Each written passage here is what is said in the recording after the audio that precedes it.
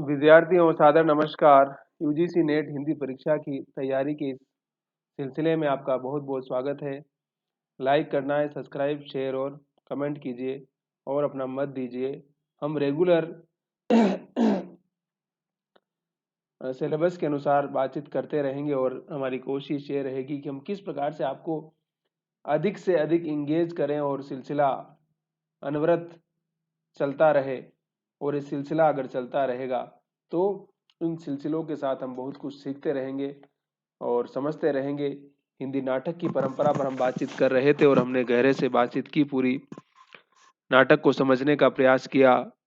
रंगमंच के तमाम आयामों पर हमने बातचीत की और किस तरह से नाटक और रंगमंच का ही हिस्सा है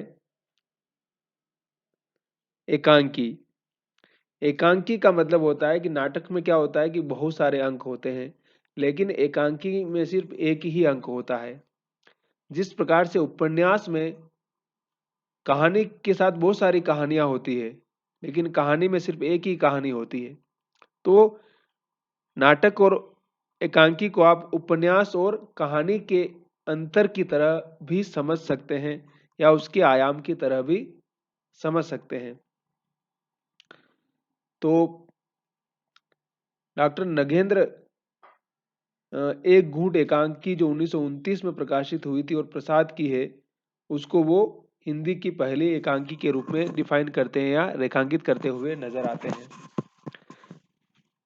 फिर राम कुमार वर्मा की एकांकी बादल की मृत्यु को हिंदी का पहला एकांकी माना है। तो अब कौन सी पहली है कौन सी दूसरी है, यह तो तमाम तरह की डिबेट विमर्श हमेशा चलता रहता है कि हिंदी की पहली कहानी किसे माना जाए भाई, हिंदी का पहला उपन्यास किसे माना जाए, या रासों का प्रकाशन कब हुआ था, आलोचना कब लिखी गई थी, हिंदी गद्य की पहली पुस्तक किसे माना जाए। तो ये अलग बहस का विषय है और रिसर्च का विषय भी है, शोध का विषय भी है, जो सिलसिला हमेशा चलता रहता है। तो नाटक में भी ये सिलसिला समझिए कि चलता रहेगा या एक क्रम चलता ही रहना चाहिए, इसमें कोई शक नहीं है, इसमें कोई सवाल नहीं है। तो राम कुमार वर्मा की एकांकी कौन कौन सी है, मैं एकांकियों के नाम पढ़ देता हूं। बादल की मृत्यु, रेशमी टाई, चारों मित्रा, दीपदान, विभूति, सप्त किरण, रूप रंग, रजत रश्मि, ऋतुराज, रिमझिम, इंद्रधनुष, पांच जन्य, कौमुदी महोत्सव, मयूरपंख, जूही के फूल। फिर जगदीश चंद्र माथुर की एकांकियां कौन कौन सी है। भोर का तारा, मेरी बांसुरी, कबूतर खाना, घोंसले, ओ मेरे सपने।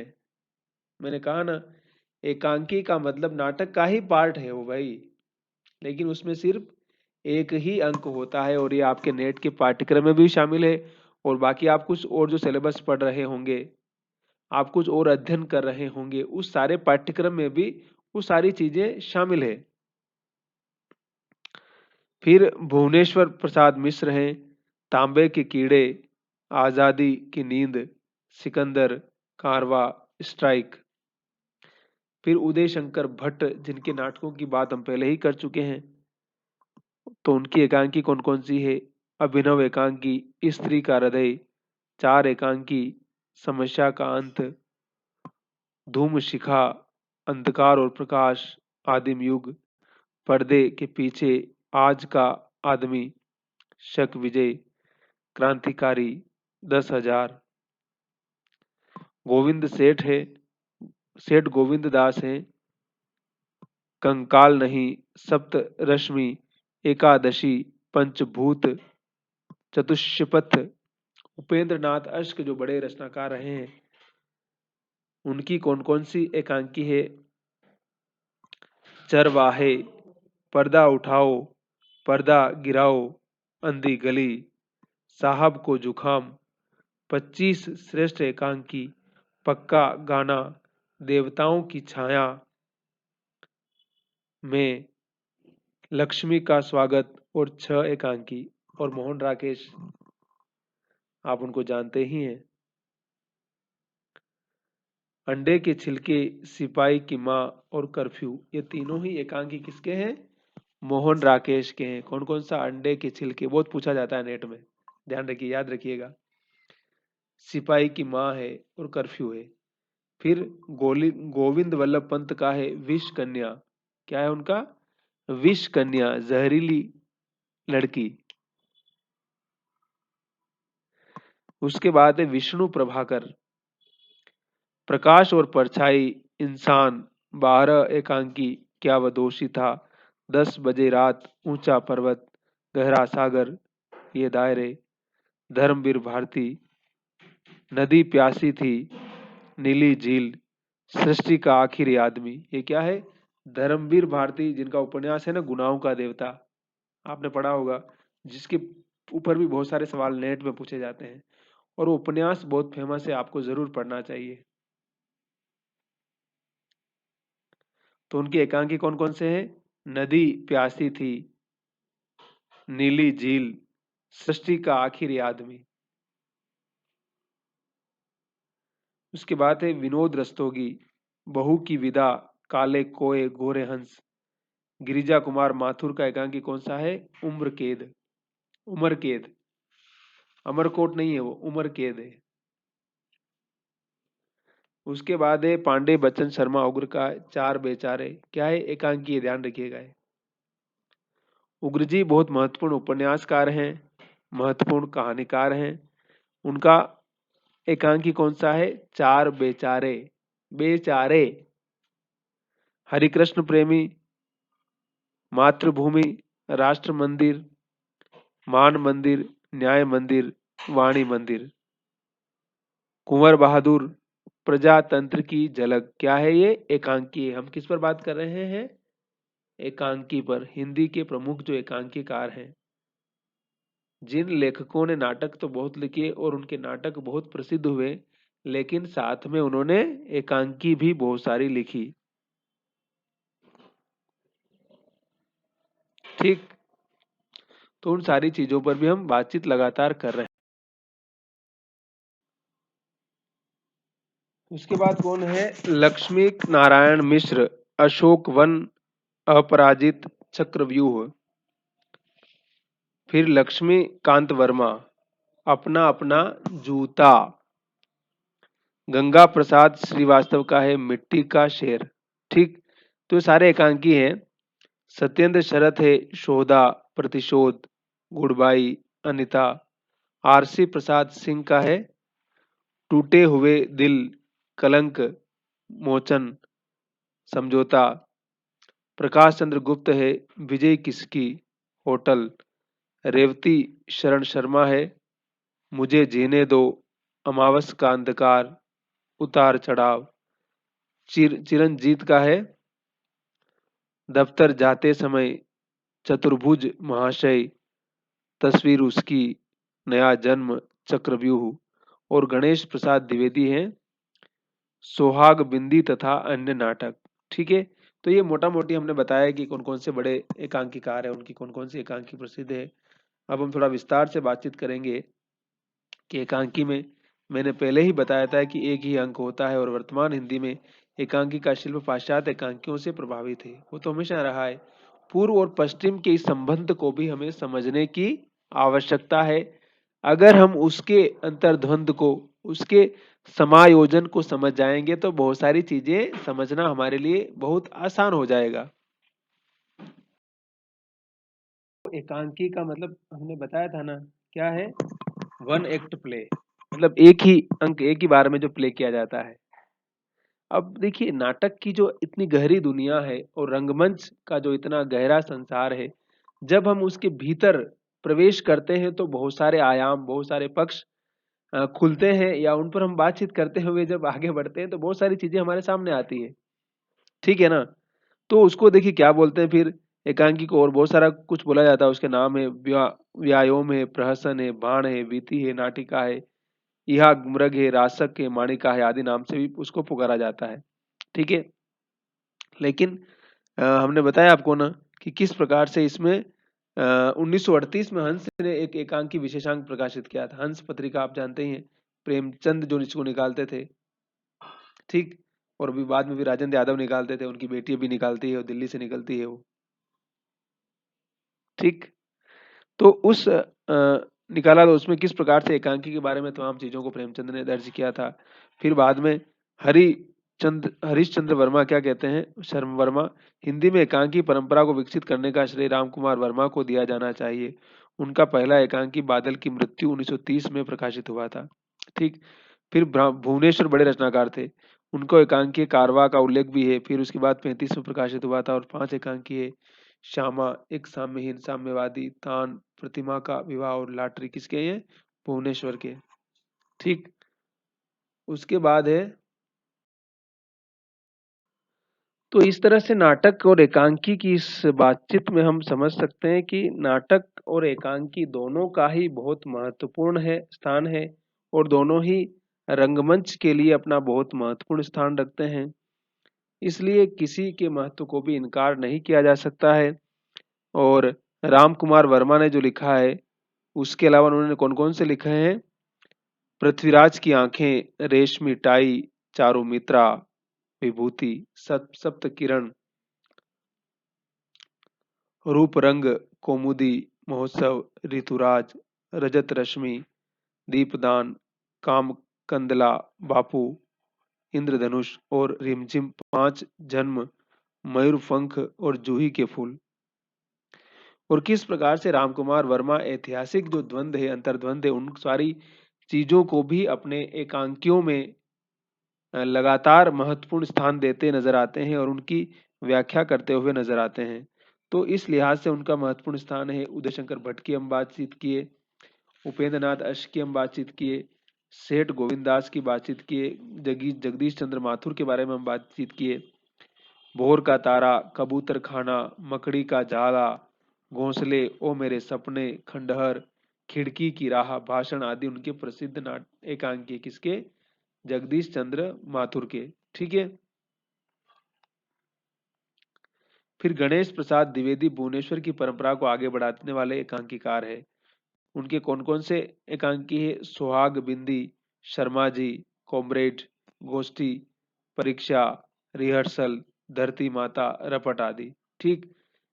इसमें यौन आकर्षण की बात करना है, अनमेल विवाह है, प्रेम बेमनुष्य, जो कि मतलब जीवन की जो कहते हैं ना कि जो बहुत ही महत्वपूर्ण या बेसिक जो क्वेश्चन है, सवाल है, उनको हल करते हुए नजर आते हैं।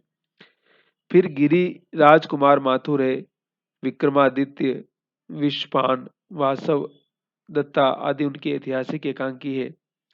इसी प्रकार कुमार संभव, मेघ की छाया, माथुर जी द्वारा रचित सांस्कृतिक एकांकी है। वे रेडियो रूपकों के भी सफल रचनाकार हैं। रेडियो रूपक मतलब पहले रेडियो पर प्रसारित होते थे रूपक। रूपक में भी एक एकांकी की तरह ही एक ही तरह की कहानी चलती थी, छोटी कहानी, जिसको 30 मिनट 40 मिनट में आपको प्रसारित करना होता था। तो इसलिए उसको उसी रूप में लिखा जाता था। ठीक है।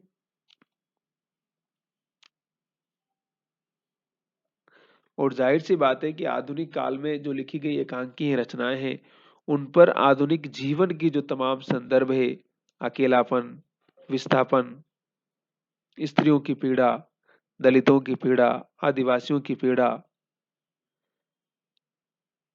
समाज जिस प्रकार से एकांकी हुआ जा रहा है, धन केंद्रित सभ्यता होती जा रही है, व्यक्ति सिर्फ और सिर्फ अपने ही बारे में सोचना चाहता है, अपना ही भला करना चाहता है, और मध्यवर्ग की जो एक पैकेजिंग जो कल्चर है, संस्कृति है, जिसमें वो कहता कुछ और है और करता कुछ और है, उन सारी चीजों को भी किस प्रकार से एकांकीकार रचनाकार अभिव्यक्त करता हुआ नजर आता है। उन सारे संदर्भों की जब हम बात करते हैं, उन पर जब हम गहराई से विचार करते हैं, तो समाज और जीवन में जितने कुछ परिवर्तन हमें देखने को मिलते हैं, उन सारे संदर्भों पर एक लेखक जब साहित्यिक फॉर्मेट में आता है, तो उसके भीतर से न जाने कितने अंतर्द्वंदों को, न जाने कितने विरोधाभासों को हमारे सामने प्रस्तुत करता है। और जब वो विरोधाभास हमारे सामने आते हैं, तो हम इस तथ्य को और इस सत्य को समझ सकते हैं। और जब इस तथ्य को और इस सत्य को जब हम समझ सकते हैं, तो हम कहीं न कहीं युगीन जो विरोधाभास है, देखिए, जब हम सामंती समाज की बात करेंगे, तो सोचने समझने का तरीका एकदम अलग होगा। लेकिन जब हम आधुनिक समाज की बात करेंगे, लोकतांत्रिक सिस्टम की बात करेंगे, तब हमारा कंटेंट और फॉर्म अपने आप बदल जाएगा। तो उस संदर्भ को, उस विशिष्टता को एक रचनाकार अपनी रचना में कैसे पकड़ता है, कैसे डिफाइन करता है, वो सारी चीजें भी हमें समझने की आवश्यकता है। वीडियो पूरा देखना है, लाइक, सब्सक्राइब और शेयर करना है, उन सारी चीजों को अगर आप समझेंगे तो। ठीक। फिर देखिए, विष्णु प्रभाकर ने इस विधा में बहुत कुछ काम किया है। जैसे विष्णु प्रभाकर का कौन कौन सा है? पाप, हत्या के बाद मैं दोषी हूँ, एक औरत, एक माँ, प्रतिशोध, बंटवारा, नया समाज, भगवान, आंचल और आंसू, सरकारी नौकरी, सांवले आदि उनके प्रसिद्ध एकांकी हैं।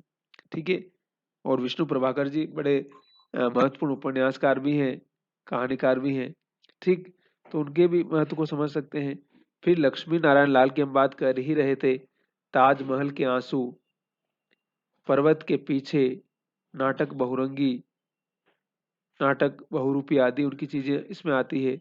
तो इस लिहाज से देखिए, मैंने कहा ना कि जब एक कलाकार होगा, एक रचनाकार होगा, तो जाहिर सी बात है उसका जो संदर्भ होगा वो आधुनिक संदर्भ के साथ, आधुनिक सोच के साथ ही अपनी बात करेगा। वो अगर जड़तावादी मूल्यों की प्रतिस्थापना कर रहा है और समाज को और भी पीछे ले जाने का काम कर रहा है, तो उसकी रचनाओं का समझिए कि कहीं कोई महत्व नहीं होगा। तो नाटक, रंगमंच और एकांकी, जब हम इन सारी चीजों को एक साथ जोड़ते हैं और आधुनिक समाज के अंतर्द्वंद्वों की बात करते हैं, तो सारी चीजें समझिए कि एकाकार होकर के हमारे सामने उपस्थित हो जाती है। और साहित्य किस प्रकार से समाज को शनै शनै बदलने की जो प्रक्रिया है, जो भूमिका है, उसमें अपना एक रोल अदा करता है, तो साहित्यकार जाहिर सी बात है ऊर्ध्वगामी ही होता है। और कहा जाता है ना कि साहित्यकार को प्रगतिशील कहने की आवश्यकता नहीं है, साहित्यकार अपने स्वभाव से ही प्रगतिशील होता है। अगर वो उन्नत मूल्यों की वकालत अपनी रचनाओं में नहीं कर रहा है, समाज के यथार्थ को अगर वो चित्रित नहीं कर रहा है, तो फिर वो साहित्यकार कैसा है? मैंने कहा था ना कि पत्रकार की जैसे ड्यूटी होती है, जैसे वेलफेयर वाले जो गवर्नमेंट है, सरकार की जो ड्यूटी होती है, सरकार को करना है, एमएलए को करना है, एमपी को करना है, आईएएस अधिकारी को करना है, उसको अपना काम है। वो किसी पर कोई एहसान नहीं कर रहा है। अगर मैं अध्यापक हूं तो पढ़ाना मेरा काम है, उस बात की मुझे सैलरी मिलती है, तनख्वाह मिलती है। तो मुझे अपने काम को कितनी शिद्दत के साथ करना चाहिए और कितने अच्छे तरीके से करना चाहिए। तो यही बात एक कलाकार और एक रचनाकार के बारे में भी लागू होती है कि वो अपने धर्म का निर्वाह, अपनी ड्यूटी का निर्वाह अपनी रचनात्मकता के जरिए जरिए किस तरह से कर रहा है कि नहीं कर रहा है, या वो सिर्फ चमचागिरी में और चाटुकारिता में ही अपना वक्त बर्बाद कर रहा है। और जो जनता के मुद्दे हैं, जो आम आदमी के जो इशू हैं, उनको ट्रेस आउट करने की कोशिश कर रहा है कि नहीं कर रहा है। ठीक है। तो वीडियो पूरा देखिए, लाइक कीजिए, सब्सक्राइब कीजिए, शेयर कीजिए। और एकांकी के बारे में जो मोटा मोटी बातचीत हमने की है, और रंगमंच के बारे में हम बात पहले ही कर चुके हैं। रंगमंच का मतलब मैंने कहा ना कि जहाँ नाटक खेला जाता है, जिसको आजकल थिएटर बोलते हैं आप लोग, और जिसका स्थान फिल्मों ने ले लिया है। अब हमारा इंटरनेट, यूट्यूब, तमाम चीजें आ चुकी है ना, तो हम सब उस तरफ शिफ्ट हो चुके हैं। और ये जो डिपार्चर है, जिस प्रकार से हम अब पेट्रोल और डीजल की गाड़ियों को छोड़ करके इलेक्ट्रॉनिक गाड़ियों की तरफ बढ़ रहे हैं, सीएनजी की तरफ बढ़ रहे हैं, है ना, ये समाज में ट्रांसफॉर्मेशन हमेशा चलता रहता है। तो लेखन में भी चलता है, हमारी पोशाक में भी चलता है, हमारी भाषा में चलता है, खान पान में चलता है, तमाम चीजों में ये सारा परिवर्तन समय के अनुसार, परिस्थितियों के अनुसार चलता रहता है। और इस परिवर्तन को इंसान को सहजता के साथ स्वीकार करना चाहिए। हम जीवन को जितना वास्तविकताओं के साथ जोड़ेंगे या जितना वहां से कनेक्ट करके समझने का प्रयास करेंगे, उतना जीवन सरल, सिंपल और सहज होता चला जाएगा। हम फालतू के अंतर्द्वंद्वों में या फालतू की जो समस्याएं हैं या कॉन्ट्राडिक्शन से, विरोधाभास है, उसमें हम नहीं फंसेंगे। इसलिए कहते हैं ना कि एक सच बोल देना चाहिए आदमी को, क्योंकि एक सच को छुपाने के लिए आपको 100 झूठ बोलने पड़ते हैं। सच कितना भी बुरा हो, कितना भी खतरनाक हो, लेकिन बोलने की आवश्यकता है आपको।